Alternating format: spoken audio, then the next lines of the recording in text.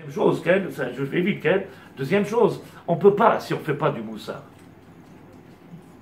Du moussard, c'est pas des, comment on appelle ça, des tochachot, des réprimandes.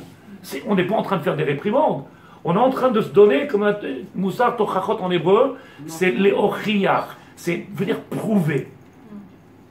Il faut venir se prouver. C'est quoi se prouver? Donner des preuves. J'ai besoin de preuves. Oui, mais vous avez dit que si on les lit, on ne va rien comprendre. Si on lit seulement, on ne va rien comprendre. J'ai dit, la lecture, c'est pas bon. C'est pour ça qu'il faut étudier. On Lire. Oui, mais alors étudier... Étudier, c'est comme on avait commencé. On avait commencé Shiur sur le Rabbeinu Bechaï. Rappelle-toi, il y avait 400 personnes et après on était 4. Ok? J'ai pas dit Chas Vechalek, les gens ils sont. Mais on a commencé, on était 400 personnes et on s'est retrouvé à 4. Alors je dis, bon, s'ils sont fatigués, moi aussi. Tu comprends? T'as toujours du monde dans tous les. Et après, en pause. Fatigué, épuisé. Et donc, ça, c'est la deuxième chose. Le moussard, il est indispensable. Et en réalité, si je prends conscience de mes défauts et de mes qualités, je pourrais plus facilement utiliser mes qualités et les mettre au service du divin dans la Vodat Hashem. Et prendre mes défauts et les amener à la Vodat Hashem. Parce que quand quelqu'un ne sait pas qu'il est orgueilleux, il ne pense pas qu'il a du travail à faire. Quand je prends conscience que je suis orgueilleux, je suis capable de mettre mon orgueil au service du divin. Moi, je suis orgueilleux d'être un juif. Moi, je suis orgueilleux. J'étudie la Torah. Moi, je suis orgueilleux. Il m'a donné à moi ce srout. C'est pas l'orgueil. Je t'abarre chez moi, mais c'est du bon orgueil. Je suis pas mieux que les autres. J'ai compris qu'il m'a choisi. C'est un srout. Donc, je suis orgueilleux de ça. Donc, d'être capable de prendre tous les midot rarot, tout ce qu'on a malheureusement qu'il faut et les mettre au service du divin.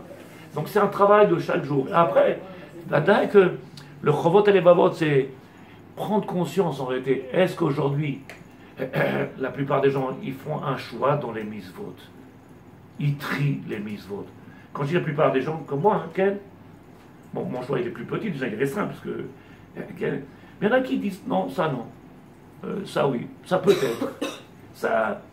En réalité, on ne peut pas le nommer roi, on ne peut pas le proclamer roi si on n'accepte pas. Donc c'est commencer à se mettre à servir Hachem. Comment on peut faire Shabbat si on ne connaît pas ce que c'est Shabbat? Il y a celui qui comprend les mots en hébreu. Shabbat, c'est Milachon Shvita. Ken? Shvita. Mais Shabbat, c'est aussi Milachon Tshuva. Shabbat, c'est revenir à son essence, se coller à Dieu. Et il y en a qui sont trompés, ils ont dit c'est Shvita. Je ne fais rien Shabbat. C'est le contraire. Il faut faire. C'est tout le contraire. Il faut faire. Shabbat, aujourd'hui, pour beaucoup, c'est Baruch Hashem, on ne travaille pas. Donc je fais Shabbat. Non. T'es chômeur. T'es un chômeur le Shabbat. Shabbat, il n'a pas été donné pour chômer. C'est le jour du Shabbat, on doit multiplier. On doit multiplier les cours de Torah. Il est venu, le monsieur, il m'a demandé, il y a l'année dernière, je crois, l'année dernière, le vendredi soir, l'été, et l'hiver, on a plus de temps le soir. Il venait un monsieur chez moi, il venait, on étudiait. Une fois que ma femme, les enfants, ils allaient, à un certain heure, il venait, on étudiait 2 heures. On m'a demandé, Rav, vous voulez faire un chiour? Je lui ai dit, qui est-ce qui veut?